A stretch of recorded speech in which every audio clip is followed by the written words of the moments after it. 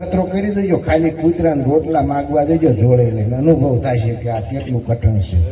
હે એટલે બહુ સારી વાત છે. જો મેને ત્યાં ભીખ માગીને કે ટેલ કરી અને પણ ચલાવી રહ્યા છે, ખૂબ ખૂબ આભાર કહેવાય.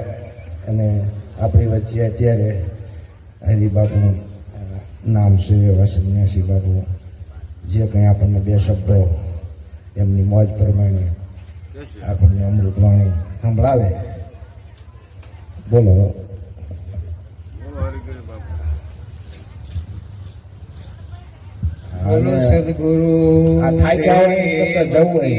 અમારે એવું કઈ તો એમ બોલશું.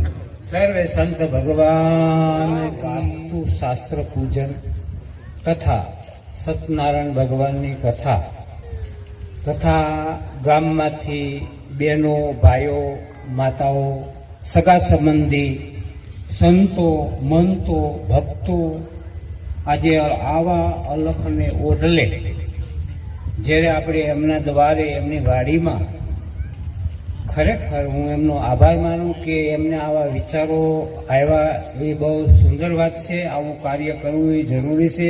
સગા સંબંધી બોલાવીને આવા સત્સંગનો લાભ લેવો સંતો પાસેથી એ પણ દુર્લભ છે. તો પરમ પૂજ્ય નાથજી બાપુએ કર્મ સિદ્ધાંત વિશે આપણને સત્સંગ આપ્યો. ત્યાર પછી અમારે હર ભોલે બાપુએ સમાજની એકતા અથવા શિક્ષણ અને આપણે દિવ્ય સત્સંગ, જેને આપણે માણસને દિવ્ય બનાવવા માટે, સમાજને મહાન બનાવવા માટે, બહેનો દીકરીઓને મહાન બનાવવા માટે, એકતા ધર્મ બનાવવા માટે જે હર ભોલે બાપુએ બહુ સતત તમારી અંદર પ્રેરણા આપી, તમને જાગવા માટે હિંમત આપી, તમને જગાડવા માટે હાકલ કરી. અને પરમ પૂજ્ય અમારે બાપુ કાળાહરના ઠાકર, તેમને યાધિ વ્યાધિ ઉપાધિ અને ભક્તિ ને સત્સંગ ને ઈશ્વરનું મિલન વિશેને આખો સત્સંગ એમને કહ્યો. તો ગઈ પલ પાછી નહીં આવે. આપણી જે પલ ગઈ છે એ પાછી નથી આવતી. પણ સંતો આપણને સત્સંગ દ્વારા, જ્ઞાન દ્વારા, ભક્તિ દ્વારા, વેદો દ્વારા, વાણી દ્વારા, ઉપનિષદ દ્વારા, ગીતા દ્વારા આપણને સમજાવે છે. આપણા આત્માને જાગૃતિ જગાડવા માટે, આપણું જ્ઞાનને દિવ્ય બનાવવા માટે, આપણે દિવ્ય બની, આપણી ભક્તિ દિવ્ય બને, આપણો સત્સંગ દિવ્ય બને, આપણી મહાન વધે, સમાજની એકતા વધે, તમારામાં ગુણનો ભંડાર પ્રગટ થાય, એવા સંતો આપણને આશીર્વાદ દે છે.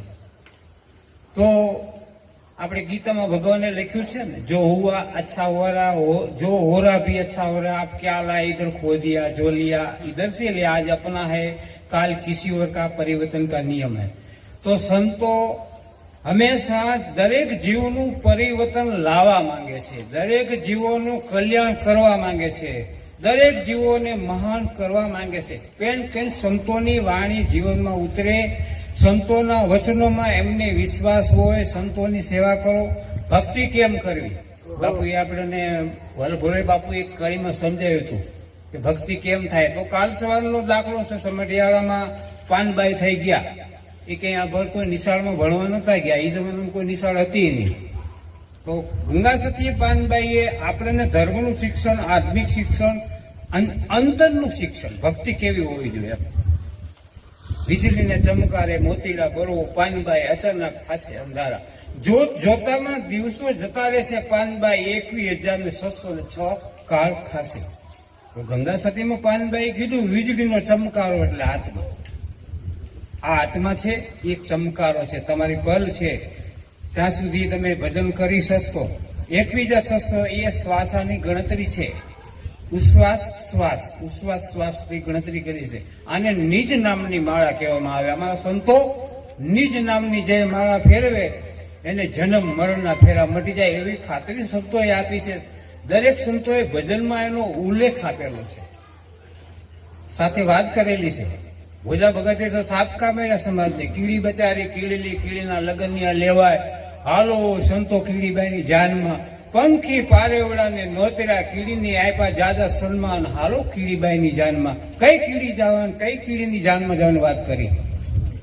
કે જે જીવ છે એની માથે જ્યાં સુધી સદગુરુનો હાથ નથી, જ્યાં સુધી સત્યનું જ્ઞાન નથી, જ્યાં સુધી સત્યને જાણતો નથી, જ્યાં સુધી ભક્તિ એના હૃદયમાં ઉતરી નથી, એમ ભોજારામ બાપા એમ કહે છે આ જે કીડી બચારેલા જીવ છે એને જેનું એનું ઉદ્ધાર કરવા માટે આજે એમના આંગણે કેમ અલખને ઓટલે સંતો વધાર્યા છે, જ્ઞાનની ધારા જ્ઞાન પ્રમાણે સત્સંગ કરી રહ્યા છે, એમ ભોજા ભગતે એમ કીધું કે પંખી પારેવડાને નોતેરા, કીડીને જાજા આપ્યા સન્માન, કીડીને આશીર્વાદ આપ્યા. એટલે અનુભવી સંતોને તેડાવ્યા. અગમ નિગમ પર નિગમની જે વાતો જાણતા હોય, પર નિગમ સુધી પૂકી ગયેલા કક્ષાની વાતો કરતા હોય, સમાજમાં જ્ઞાન ભક્તિ યોગ આ બધું સંતો આપણને જગાડવા માટે બહુ મહેનત કરી રહ્યા છે. તો આજે પેલા પ્રથમ તો એમને વાઇક આપેલો તો ફોન એમનો આવતો હતો રસ્તામાં, તો ચતુરબાપાના મોબાઈલમાં કે કેટલા વાગે તમારું આયોજન છે, કેટલા વાગે તમે આવવાના, તો બાપા કહેતા હતા કે આપણે 5 વાગે ત્યાં જવાનું છે. તો આજે જે આપણને ઘડી મળી છે, જે આપણને સમય મળ્યો, એક એક પલ હવા લાખની છે. આપણે ભજન કક્ષામાં ગણીએ તો 1.25 લાખની છે. તમારે તો કર્મ પ્રધાન છે.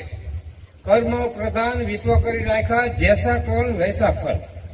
આપણે કર્મ સત્ય કર્મ કરવું, સત્યનું ભજન કરવું, સત્યની સેવા કરવી, સત્યના આપણે જે કંઈ સંપત્તિ મળે, જે કંઈ પૈસો મળે એ સમાજમાં વાપરવો, કોઈ ગરીબ માણસ હોય એને શિક્ષણમાં વાપરવો. આથી ભગવાને વધારે આપ્યું તો ભજન કરો, કીર્તન કરો, જસ કરો, વાણીનો લાભ લ્યો, સંતોને બોલાવો, યજ્ઞ કરો, સત્સંગ કરો. તો ખરેખર